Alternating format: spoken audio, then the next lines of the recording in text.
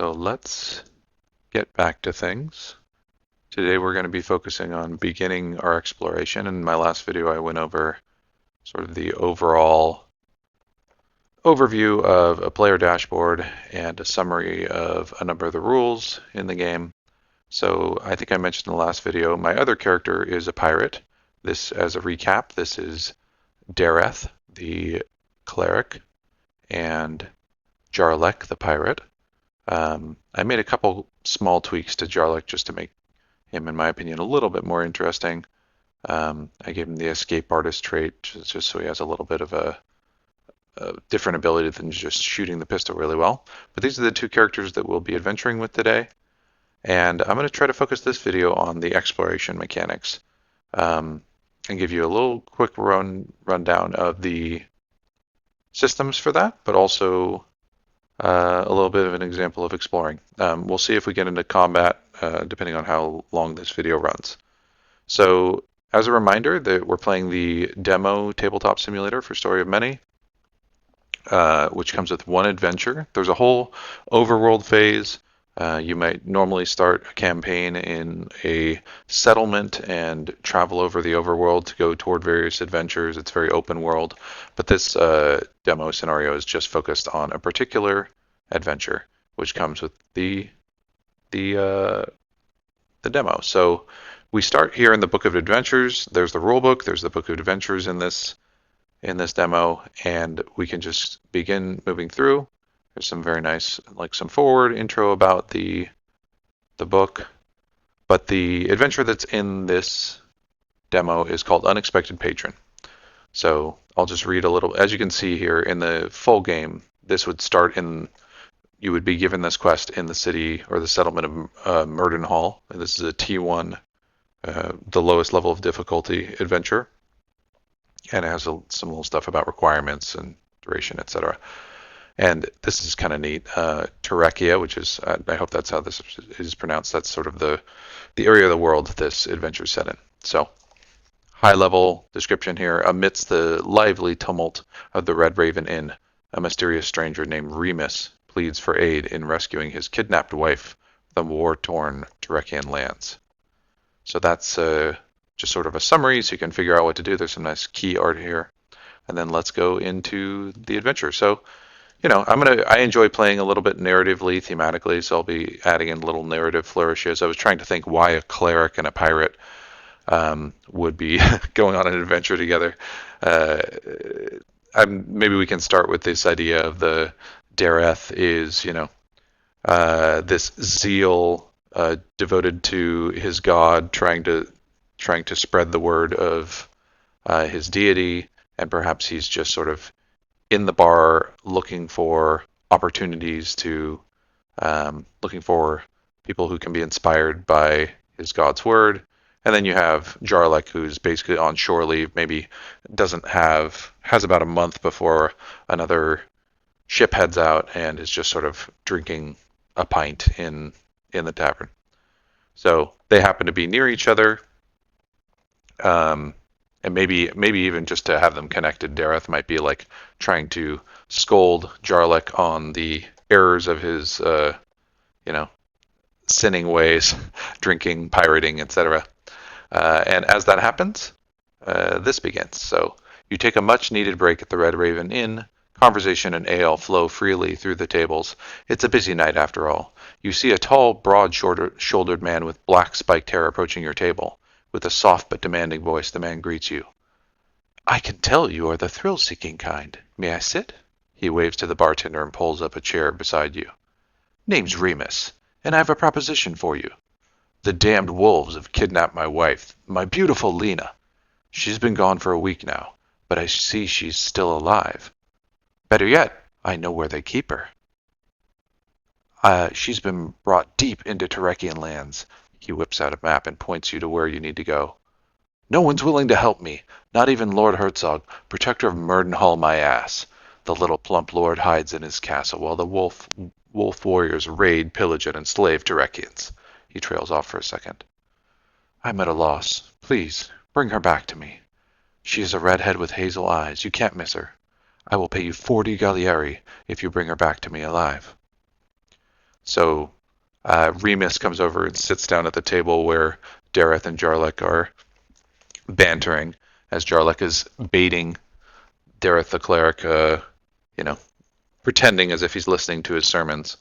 Um, and at this motion, or at this notice, Jarlek's eyes light up, realizing that he might be able to make an easy 40 gallery during his shore leave. So he agrees to go along to go try to find this person's wife purely for the money.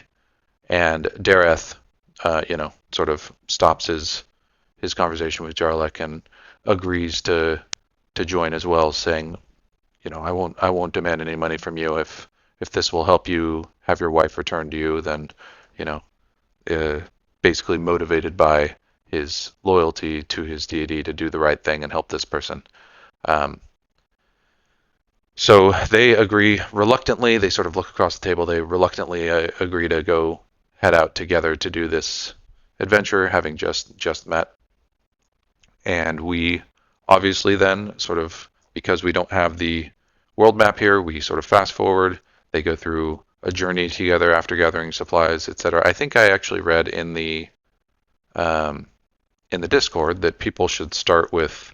Normally, when you're starting out an adventure, you would have 3 food to begin with. Food is a resource that's used both for adventuring, you sometimes, or sort of traveling as you're traveling overworld. Sometimes you'll eat food, but also it has impacts in the system as well when you're resting, when you're trying to recover from stuff. So it's not here in the demo, but I heard it mentioned that you should fill up. The maximum each character can have is three food per character. So I'm giving them their little food tokens here. So let's say after a long journey, the party arrives here in their goal, which is, I think there's a name to this town. I think it's uh, Durja, right? Yeah, maybe I can read this here. So it says, at the frigid outskirts, you come across the frozen river of Alostros. You traverse along the still frozen waters. Let me pull this up and zoom in on the map so you can see where we are. So here's our little beginning area. Uh, After a hard trek, you reach the outskirts of a rather small settlement. This must be Durja, and within, the goal of your quest, the red-haired Lena. So, Dareth and Jarlek sort of just arrive here at the entryway to this settlement. So normally, you would, it says here, like in the campaign, you would put this adventure, the moment you get this quest, you put an adventure sticker on the overworld map, which marks that you now know about this unexpected patron, which is in a particular region on the map. And you could go do other stuff. You could not come here if you want. You could wander the world and then head over here at any point. So you come over here in our thing, we've landed here. And then the first thing you would do is you would then take the tiles for unexpected patron and unseal them. And this is the first tile that you would put down representing this sort of entry area to this adventure. Then you would gather together a specific set of enemies. It says here this is the symbol for standard enemies. This is a symbol for elite. So you gather together these enemies and put them here. The TTS demo has already done that. And then you would build this random area deck. This is actually a new system that they put in since they did this revision also to the combat, etc. It used to be that there was just like a D12 table that you would roll for every single scenario that was just kind of a random event. It's pretty cool. They've added the ability to have specific random area cards that have more thematic things happening. And so this is, saying you grab 6 from deck 1, 3 from deck 2, etc. I hope eventually they might customize these decks to be custom to the adventure, like thematically, etc. So like, you don't encounter stuff that doesn't make sense in a frozen settlement village. But yeah, that would be the setup. And then there's a search table here. We'll talk about searching later, but each adventure has its own custom search table. So this is noting on a D10, if it's a 1 to a 2, you'll get a wandering monster, 3 to 5, you'll get nothing, and 6 to 10, you'll have a treasure.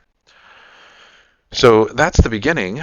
I will jump to, maybe I'll just have the rules open here for exploration, just in case we need them. But I think maybe I can quickly exploration is pretty simple. So the combat video will definitely be a little bit more complicated. But basically when you're exploring, you can do any of these actions at any time. Let me pull away the adventure real quick and bring this up. So you can explore a new area, which basically is like moving. You can move from one tile to another. When you do, you draw and reveal a new tile card. You can search, which you'll be doing quite commonly. That's when you're in an area. Basically, what it's saying here is whenever you encounter a magnifying glass icon in the text as you're moving through areas, then that means you can now search. Sometimes things will happen that will require you to do other things before you can search that area. Or if you're in a random area, then you do uh, the sort of general search. So yeah, it's talking. I'm not going to go through all the rules. I'll explain as we do. But you can do all these other things as well. You can equip items. You can trade. You can backtrack, which is moving back through the area. If you, I think, oh, this might be worth looking at real quick. Backtracking is if you move. You can kind of move freely around the different tiles, but if you move 3 tiles for every 3 tiles you backtrack, if you don't reveal a new tile, then you have to roll a d10, and you may need to eat food if you do that. So then there's also the other options are you can use exploration abilities, you can advance time, you can use camping supplies, or you can end exploring. But let's just move forward into uh, the actual content here. So we would start here. So Dareth and Jarlek are starting in this adventure area. They sort of wander into town, looking around for Lena. And what you see here is that we're on tile 1. See all these ones? This is actually kind of like a wide tile. But there's also 2 little sub areas we can go to here. So the moment you land on the tile, you need to go ahead and read the the sort of description text here. So let's look at 1 in the adventure book. So we have Durja Settlement. The once thriving village of Durja lies in ruin, its wooden houses blackened and smoldering, its people either dead or scattered to the winds. The air is thick with the acrid scent of smoke and the stench of burnt hair and flesh. The death toll was high, as is evident by the hundreds of carrion birds wheeling overhead, their sharp caws echoing with terrifying resonance across the bleak landscape. As you pass the wooden gate, you find yourself surrounded by traditional Turekian houses, which with thatched roofs, built using a combination of wattle, daub, and timber. Surprisingly, most of the dwellings have endured the wolf warrior raid and their roaring fires. It's clear these aggressors are determined to seize control of all civilized territories in Turekia and convert everyone to their newfound god and beliefs. So it's sort of giving a vibe of what we see when we come into town. And then you'll see here, there's that little magnifying glass I was describing, which is basically telling you, you may now search if you would like. We could not search. We could just go to a different area. We could continue moving forward, but maybe to demo, I will give a search here. So when you're in a area where you see this magnifying glass, there's sort of a little magnifying glass at the end that indicates that you can search. Then there's the big magnifying glass here next to the title of the location. And that says, if you search, go to this clue. So we're going to search this one. So we go to the clue here, which is number 36. So I'll try to go there real quick. 36. This is kind of, try not to read other stuff when you're looking at clues. But if we look at 36, it says you search the southern area of the Durja settlement. You find nothing of particular value except an item. Draw a random Grand Emporium item. So already you see that sometimes searching can yield you useful items and things like that. So this is the first time we're looking at these items stack up here. I'm not going to go through all these, but you can look. There's herbs, there's magical weapon properties, there's events, which are used more on the overworld exploration, wondrous items, potions. There's a generic treasure deck, which may give you gold, may give you potions, may give you other stuff. Magical properties, weapon, armor, and Grand Emporium. In my experience, the Grand Emporium is kind of like cool, unique items and stuff like that. So just as you come into the settlement, if you search, you get one of these. Let's see what it is.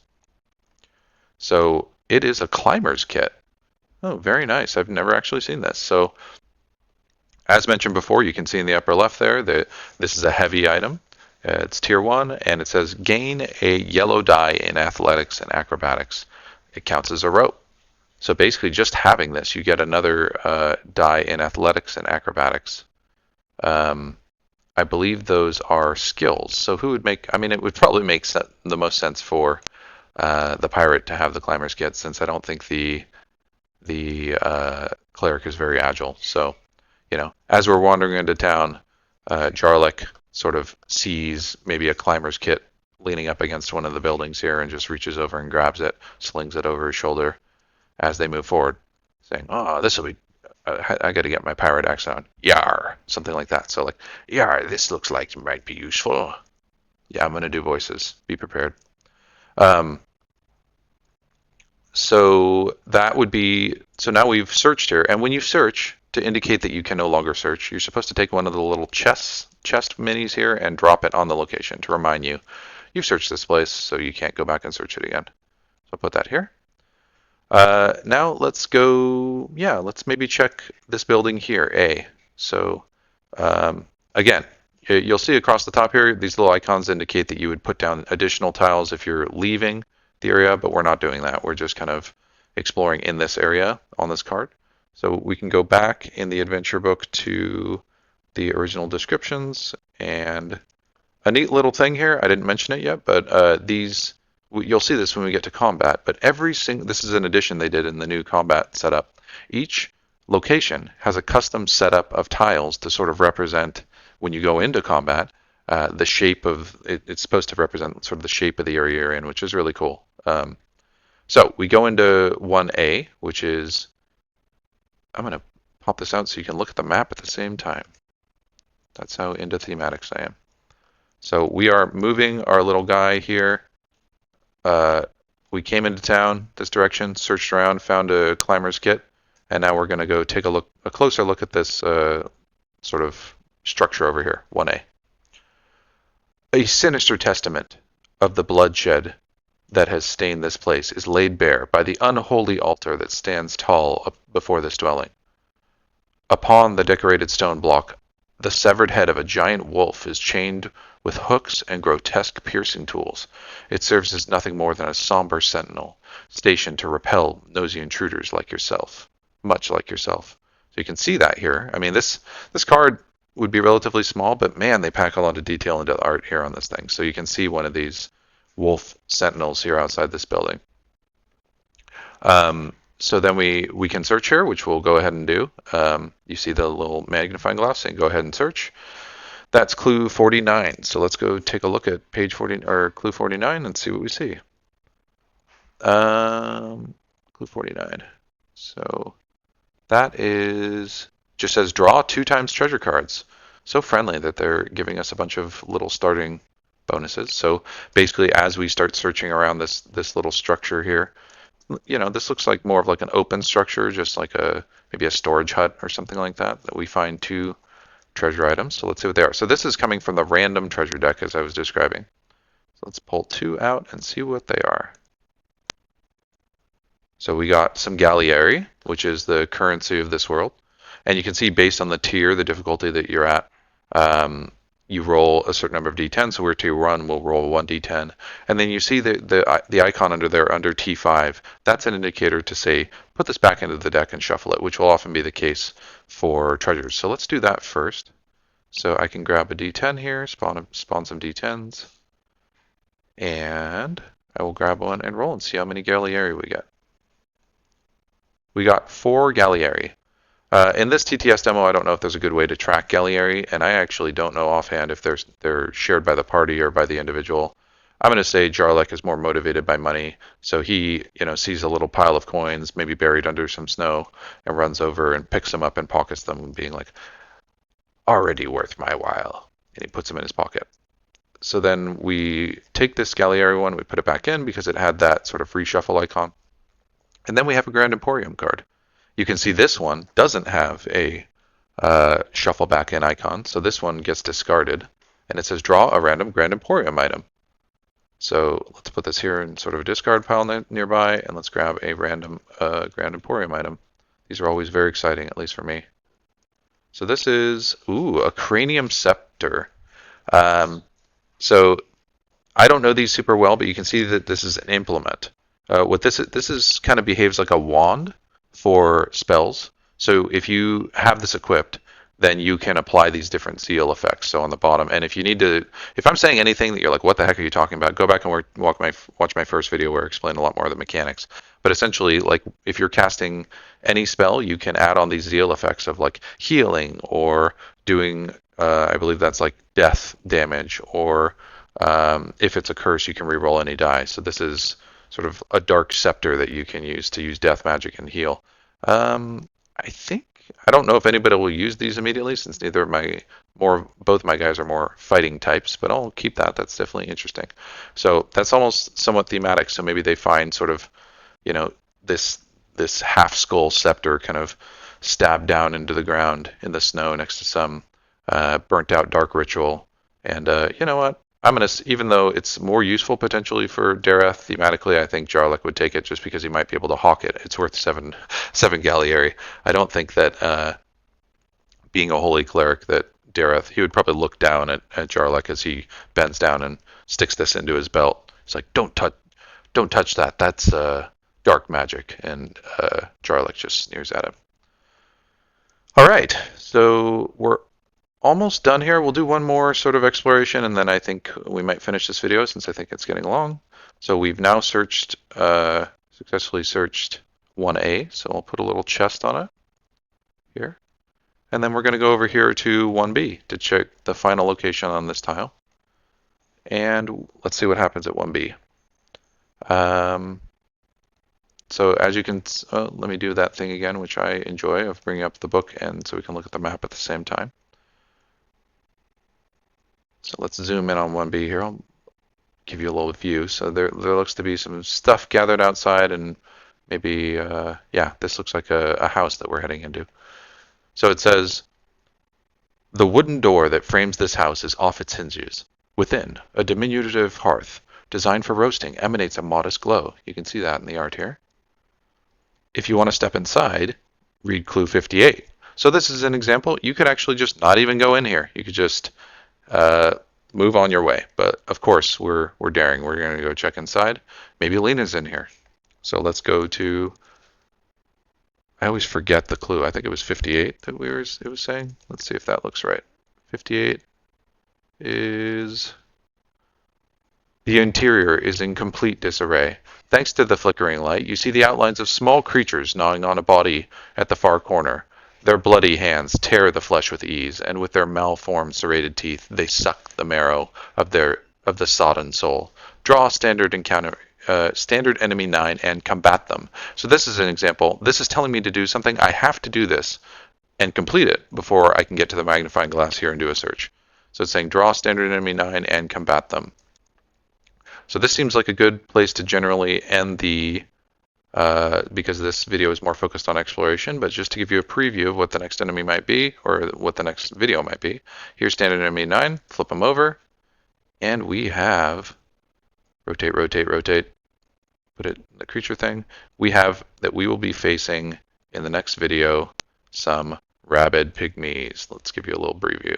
So Dareth and Jarlek sort of slowly push the door off its rotting hinges and step into this, dimly lit. Maybe there's a little fire going in the hearth, but over in the corner they see a corpse that's with some, something moving, gnawing on the corpse, and these rabid pygmies turn around. Just to give you some flavor here, it says, according to word of mouth from Turekian refugees, there are deformed humanoids of diminutive stature plaguing the battlefields and abandoned habitats.